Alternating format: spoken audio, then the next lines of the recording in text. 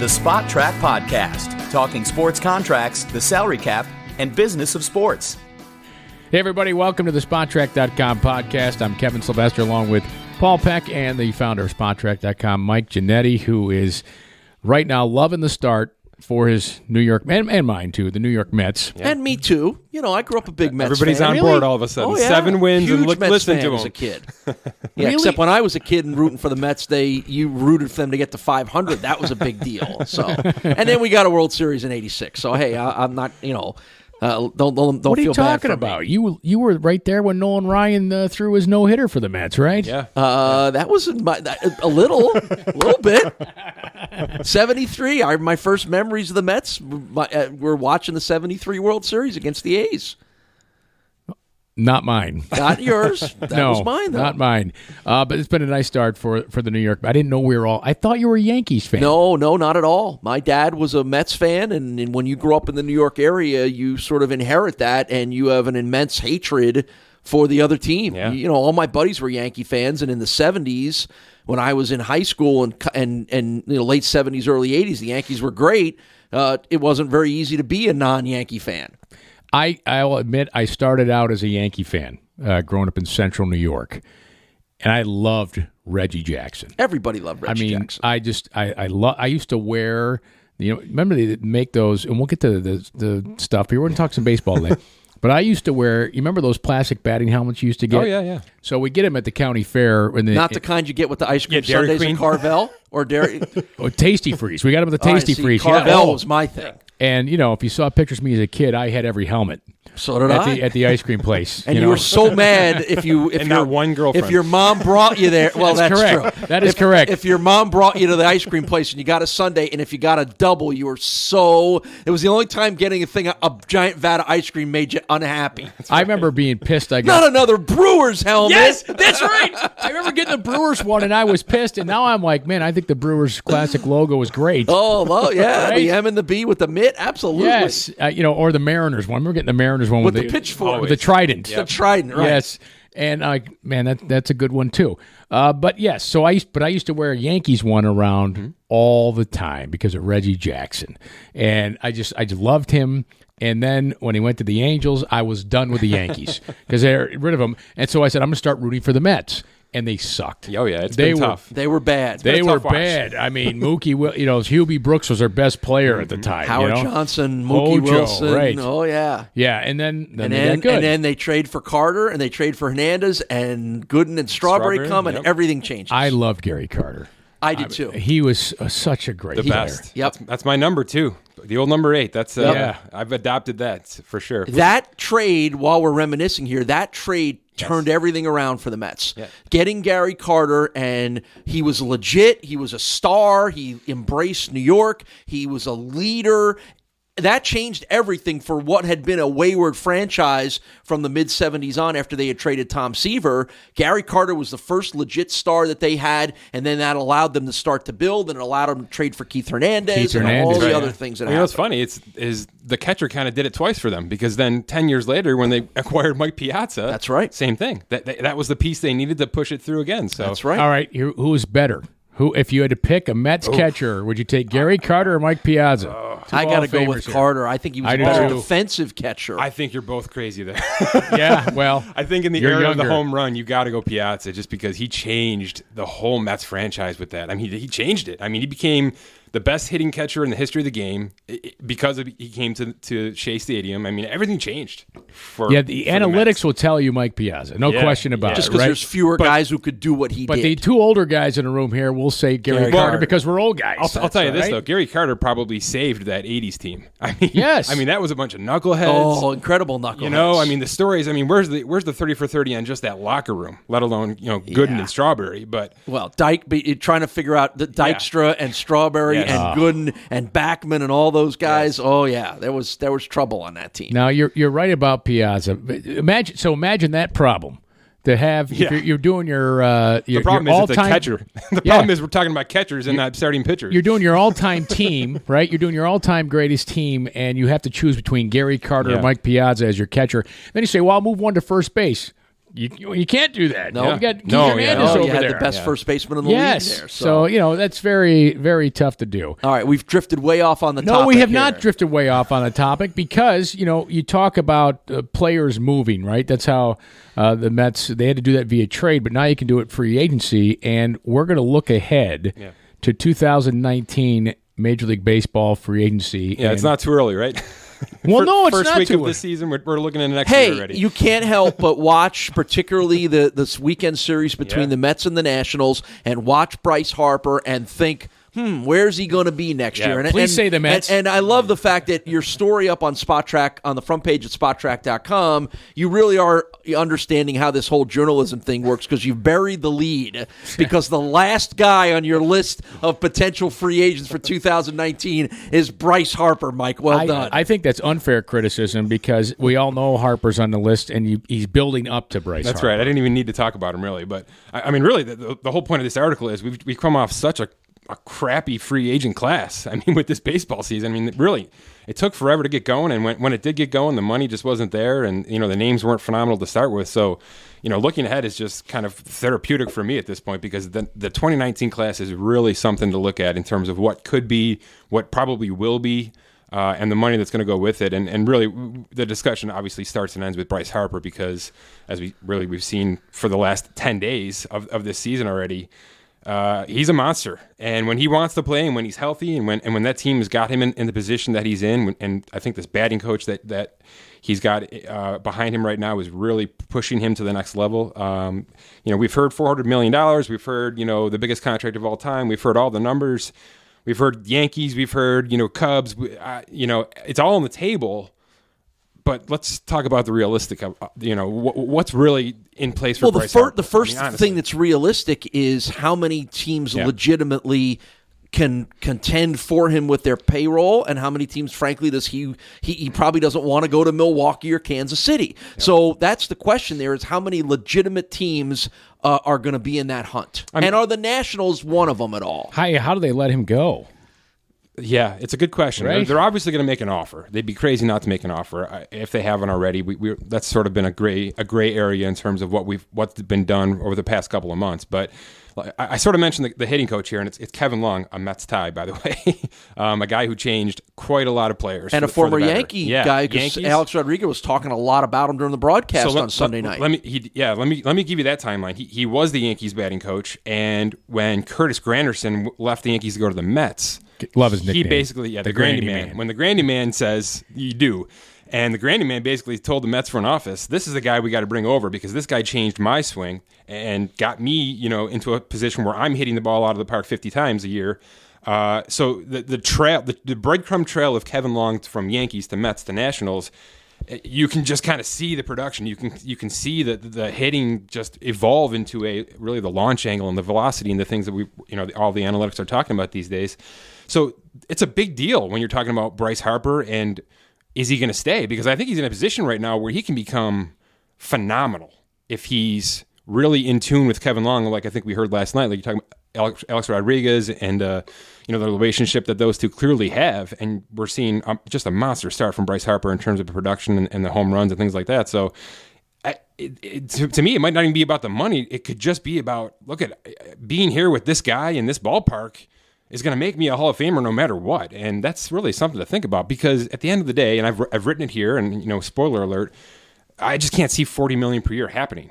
I just can't see it. I can't see a team going that much more ahead of all of the other players on their roster, on their 40-man roster, for great production. But it's not, he's not hitting 30 more home runs than the next guy. He's hitting 5 or 6. Let's be fair here. You know what I mean? I mean, analytically, the production is great, but it's not that much greater that he's got to be paid $15 million more than the next player on your team. Does it benefit Bryce Harper, as we spend a lot of time talking about the trend in sports is shorter contracts? Does it benefit him to take a shorter contract? He's only, 25 years old? He's 25. So he takes a 5-year deal. He's still got a chance to go out and get another ridiculous contract. I wrote it here. The agent's going to want to show 10 for 400, because everybody's been talking 400, right? And so you're going to want to get some kind of, fluffy paper contract written up that says 10 years, $400 million. But I think at the end of the day, something that with opt-outs, maybe 2 or 3 opt-outs that looks like a 5-year, $175, $35 million a year, that's probably where we're falling here. And when we're talking teams, to go back to your question, we're talking Cubs, Giants, Dodgers, Nationals. He's a West Yankees. Coast. He's a Las Vegas He's guy. definitely a California guy for sure. But there's teams that will do this. I don't think the luxury tax is in play when you're talking about Bryce Harper. You know what I mean? I don't think a team's going to say we can't go over, and that's going to stop us from getting Bryce Harper. But I don't think $40 million per year is in play, and I do think there's probably 5 teams that really are in play. And I would be, even as a Mets fan, which it behooves me to say, I think the Nationals are probably in the lead right now. I really do. Yeah, it's going to be to stay there. See, the interesting thing is there's the devil you know, the devil you don't know. That's right. Right? And that goes both ways when it comes for Bryce Harper. The Nationals know him. He's their guy, and to try to replace him, you can't. Right? So they know that, and he also knows what he has there, the Washington Nationals. Mm-hmm. But, maybe he doesn't like Washington. I don't know. There's all the things we don't know. Is there a chance he plays in Baltimore? If he really likes the area there, I mean, the Baltimore Orioles aren't that far away. Yeah. They're in the American League. They're not in the National League. And, there's a chance they could grab him because he has his fan base right there. Also the California thing, there's got to be a pull to California. You've got 2 teams there that, are contenders, in my opinion, the Dodgers and Giants. Mm-hmm. And the Giants are going to have a question with Andrew McCutchen, who, by the way, didn't make your list. Except for honorable mention, yeah. It's a pretty darn good honorable. Yeah. McCutchen's 31. Yeah. It's not like he's, that long in the tooth here. Right. And to me, for the Giants, if Harper hits the market, I think they're going to make a decision. We're going after McCutchen or Harper. I think the Giants are a very real possibility.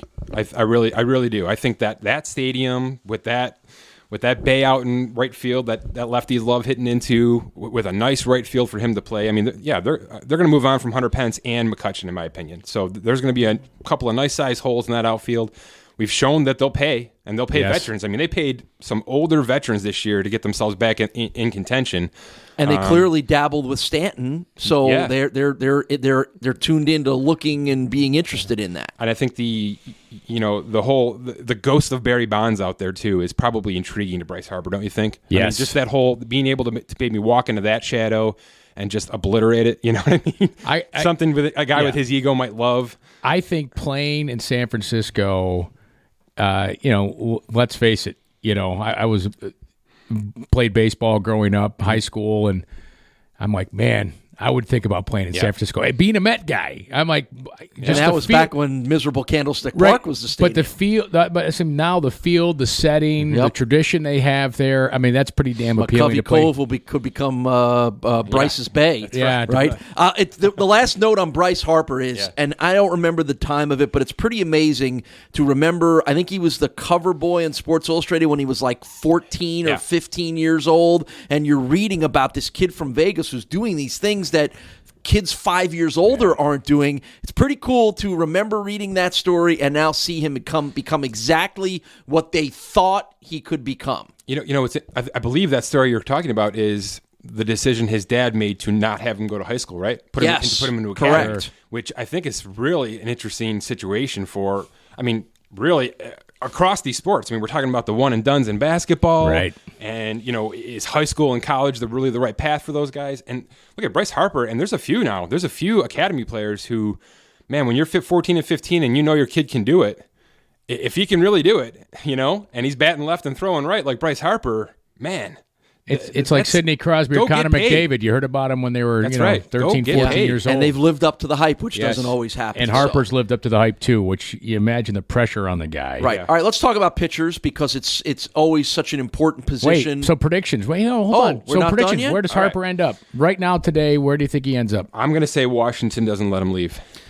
I'll go with what we talked about. I think a place like San Francisco, he wants to go back to the West Coast. The Angels are kind of locked in with what they've got going on with Pujols and Trout. I think San Francisco's desire to make a run at Stanton tells me that they'll do everything they can to make the run at the next guy. I think he's a Giant.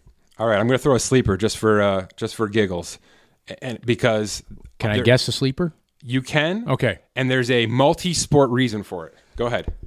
Oh, so now you just layers. I was going to say layers. Why, can he play tight end too? the dark horse was That's a good hint. the Cubs would not be a dark horse, but I was going to say the Arizona Diamondbacks would be the dark horse. I like it. The team to watch is the Philadelphia Phillies. All right? Because they're going to be good next year. They're young. They're not already good this year. They have paid almost nobody. They brought in Jake Arrieta.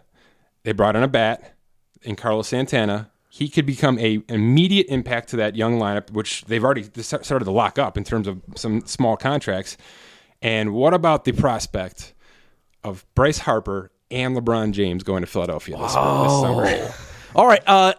What's Mike Trout's situation? Trout's paid. I mean, he's Trout. There's no way that they could bring him back home. No, he's in the middle. He's in the middle of a team him deal. He's going to get more money eventually here. Yeah. Just All right. an So extension. there's no outs there on He's that. the big fish out now. Yeah, Well, I know, but again, maybe he's not satisfied that they haven't won enough out there. I think Right over your head, by the way. I think Oh, for the another big day, the fish, conversation I know. is Trout or Harper, because I'm all in on Mike Trout. I think Right. Mike Trout is a level ahead of Bryce Harper in terms of his all around play. So to me, yeah, we're hearing $400 million for Harper just because really all the chips are lining up for him. Right, he's 25. I love what you're talking about, though. LeBron and Yeah. Harper in Philly. Yeah, I mean, with financially, with the it's Eagles both there. and it's both, man, it's both. Wow. I mean, the 76ers are winning 14 in a row.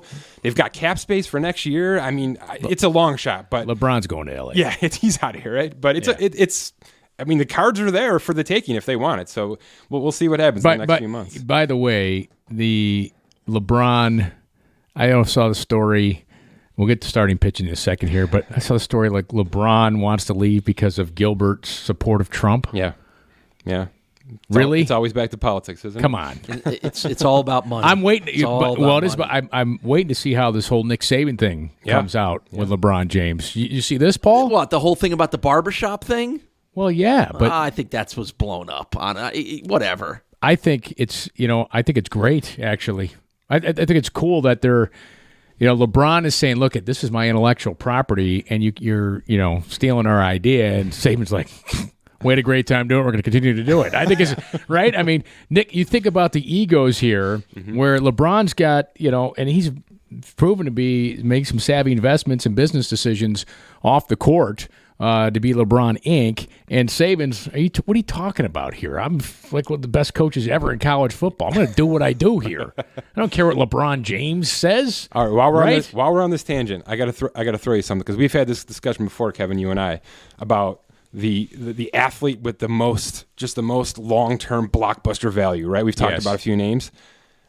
Let's go back to Tiger Woods real quick here because it was a big golf weekend. Yes, it was. Let's talk about how powerful Tiger Woods is, even when he's an average player right now. Did you read the story about Patrick Reed, the winner, and why he had to wear a pink shirt yesterday? Yes. Nike see that, Nike made him wear. Because Nike wouldn't let him wear. Because Tiger gets to wear the red. Correct. Tiger owns a color. Yes. That is how powerful Tiger Woods is. You cannot wear that color because somebody else already owns that color. That's correct. And the interesting thing was the last time they both played on Sunday. When Valspar those Championship, decisions are made before the tournaments, correct? Well, because on what shirts to wear. All right, let me. So players decide pretty much for regular weeks. The majors, the clothing manufacturers decide what they're going to wear, Including the color? Including the color. Okay. They put out outfits because they did it for Adidas does it for Sergio and Dustin Johnson and their athletes.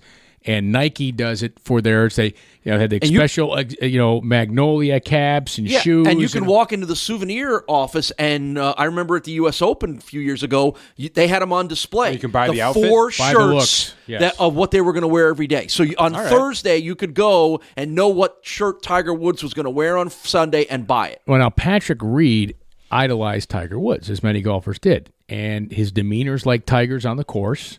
Business-like, except he doesn't smile. Like he makes a putt, he gives it an R. And hey, you can criticize it, whatever, but that's what makes the guy a champion. But he wore red on Sunday because of Tiger. He wore red with black pants, and he did it before he was a Nike athlete. He did it with when he wore Callaway stuff. And so there was no issue because there's a different clothing manufacturer. Well, he signed out to be a Nike athlete, and I bet when they watched Valspar and saw they were in successive groups, and there's Patrick Reed on the green wearing red and black, and Tigers coming up behind him. And this is the Masters. They made every Nike athlete wore, the azalea pink or magenta color on Sunday. That was the deal, except for Tiger Woods. Darren Ravel tweeted that out, and so that's what it was, because that was unusual for Reed because he always wore red. But they're like, that belongs to Tiger at the Masters. Interesting. Well, it hasn't been a problem for a bunch of years because Tiger hasn't made a Sunday major in a long time. And this is the first year Reed has been a Nike. I think maybe he went Nike last year, but yes, Tiger does own the color. That is powerful, color red, isn't it? And the TV ratings were phenomenal when Tiger was on the course during the first 2 rounds, and they were great, even though he wasn't really on the course over the weekend, but partly because the golf was great. But yeah, it's an amazingly powerful brand, no question. And by the way, I don't think Patrick Reed cares anymore. What color he wears? He's good. Not anymore. I think pink's his color Pink now, and green, right? Yeah. Dakota's fine. Well, Sergio wears green a lot now after winning the green jacket, when he won his Masters. So, yeah, but, you're right. Tiger's resurgence and the Tiger Woods brand just lives on. And didn't this all start with Jack Nicklaus, who would wear the yellow on Sundays of the Masters? And you're like, why does he? Oh, yeah, because he knows it matches perfectly when he puts the green jacket on. I think that's awesome. It's confidence. Yes. Yeah. It is, it is confidence. And, guys get known for certain looks and how they carry them. Like Payne Stewart, all right, the late, great Payne Stewart. Mm-hmm. He would, there was a tournament he showed up for to register. And someone was telling me the story that, he dressed in, he had regular slacks on, a golf shirt, and a golf cap. And the security was stopping him. Sir, can I help you? He's like, wait, you're Payne Stewart. Because he wasn't wearing the knickers and the tam o' shanter, which was his uniform, if you will, on the field. Bryson DeChambeau, kind of the same thing. He calls that cap his cape when he goes out there to play. So, guys have signatures and different looks that they try to have out there, and the business side of it, maybe that was part of the deal with Nike. We'll see what happens at the U.S. Open. All right, back to baseball. Yeah, back to another And who superstar. doesn't love talking golf and tangents here? That's right. But so we were talking about free agents here, the free agent class. By the way, there is no salary cap in golf, so no golf section at SpotTrack.com. We'll work with you on that. Yeah. But anyways, starting pitchers, Paul, you want to talk about Dallas Keuchel? Well, pitchers are always the so sought after because there's just not good enough of them. And I think the interesting thing on the 2019 pitching free agent class, Dallas Keuchel from the Astros as a starter, and then you got a couple of really good relievers in Miller and Kimbrel that are going to be available too. The relief pitchers really are the stars of this class outside of Harper and Machado, both of which are pretty well known here. The starting pitchers are a little interesting because, we've got Keuchel here with the Astros, and they've got a decision to make now that they've brought in Verlander for a couple of years. It was actually kind of interesting to look at Keuchel at a valuation standpoint because he had a great year in 2015, and really it's just been up and down since. And he's sort of heading towards his prime, and he's sort of ready to cash in. And I'm not sure that teams are going to throw $30 million at him like a Scherzer or a Greinke just because of the inconsistencies and things like that. But if he's the best available, if everything else sort of goes the way it might go, and he's really the best available, and there's no reason he's not going to be in that 25-plus category. But the name to watch here really is Clayton Kershaw. A lot of people don't know this, but he's got a player option out in L.A., which seems silly on the surface because obviously, they wouldn't want him to leave, and why would he want to leave? But he's had a little bit of an up and down 18 months with LA. I mean, LA hasn't pushed the thing to the finish line, which I think he would have expected by now with all the money they spent on him and pieces around him. And the young guys are certainly there, and they're at a position where they could win. I'm not sure they did enough in the offseason. I really believe that. I really believe that teams around them got better. Even the Giants got better, down the road, and certainly the Mets, and the Cardinals and the Nationals, they got better, significantly better at the areas they needed to. I'm not sure the Dodgers did that. So if the Dodgers have a bad year, not, playoff year, but don't push the thing to the finish line like I think people expect they should by now, it's definitely something to watch. If they're not going to throw $35 million per year at Clayton Kershaw, which I think it's going to take to get this guy in for the next 5 years, I think there will be teams that will. I definitely do. I think you're going to find teams. Let's talk Philadelphia again. Philadelphia's got the money. They've got a ton of young players, and they need to spend on veterans. So if you're talking Arrieta, Kershaw at the top of your rotation, to go with, a couple of nice bats and some free agent acquisitions, look at, there's teams that'll be ready to pounce with money for a guy like Kershaw and a guy like Harper, obviously. $35 million a year. It's going to happen. You're going to be making more than $1 million to start for these next guys around. We've talked about it in relation to the NBA, like who are going to be the first $30 million a year players, and maybe it's these guys, right? Yeah, it's going to happen. I mean, look at the next guy on my list here is Andrew Miller, he's not a closer or a starter. He's a 7 and 8 inning guy, and because he's doing 2 innings of relief, which is rare on average. His numbers are still phenomenal. He values at $18 million a year. Yeah. I mean, legitimately, I tried like hell to get that number down because it seems ridiculous. But it's where he is, and he's the way baseball is now. Yes. Those guys have become almost as valuable as the closers. People will argue it's the most valuable part of the game because, as we saw last night with the Mets game, and I've seen it way too many times with the Mets. That third time through the order, those starting pitchers are getting surfaced and getting pounded. So you're seeing a lot of these younger coaches come up and basically say, you're going to be done in the 5th inning. You're done because we're not going to let it get to that point where hitters are going to figure you out and the game's going to become, unhinged at that point. So a guy like Miller who can go, 2.5 innings when needed to 4 or 5 times a week. Yeah, I mean, pay the guy $15 million and get that guy on your roster because that's invaluable right now. Let's talk about the left side of the infield because there's 2 intriguing names coming out of the American League with Manny Machado and Josh Donaldson. Yeah, both have had up and down past 2 years, so their valuations are probably a little lower than they want to be in terms of what they're thinking next spring. But 26-27 million is nothing to shake your head about. But I imagine both of them push the $30 million mark. Especially once Harper's chip falls and everything has to sort of slot in behind it after that. Donaldson's older. Machado's only 25. So Machado's in Harper's boat. Obviously less explosive, but he's a 5-tool player. He's going to play shortstop and third base, so he can fill the whole left side for your team. A lot of people are pointing Yankees just because that third base slot is sort of an X factor for them right now for the next few years. I don't see it. I don't see it a fit for him, and I don't think they need to swing that hard on another position player. I think they've got a lot of young talent. They're going to need some pitching. Let's just put that where it belongs. They're going to need some middle relief guys. One of the players on this list is David Robertson. Their sort of setup guy. He's going to require a ton of money if they're going to keep him around. Otherwise, they're going to have to fill that hole in the 7th and 8th inning. So the Yankees have a lot of work to do in the rotation in terms of their pitching, their arms. I'm going to put Manny Machado at a really interesting team. I for about a year and a half now, I've been seeing him in the Cardinals uniform. I love him in St. Louis. I think he's the right fit for that kind of team. Just a hard-nosed, gritty kind of guy who can play the whole left side. He's going to put 40 homers up for you, and to me, that's a pretty good fit. So $30 million for really the top 4 guys, $30 million plus. We're talking Harper, Donaldson, Machado, and even Brian Dozier. I mean, a no-name second baseman. He is the elite second baseman in this game, even though maybe 5 people listening right now have ever heard the name. I mean, really, he is Robbie Cano back when Robbie Cano was leaving the Yankees. He's that good. The production is phenomenal. And he's a better Dozier than DJ. It's true. That's your words, not mine. Well, then DJ went from football to baseball, right? That's right. He did. Yeah. So let's talk about this. Let's kind of finish up. Make it relevant, Paul. That was good. No, that was good. And I have a basketball note I want to finish on after you finish baseball. We got to talk Otani here. We got to talk Otani because speaking of guys who are doing more than one thing.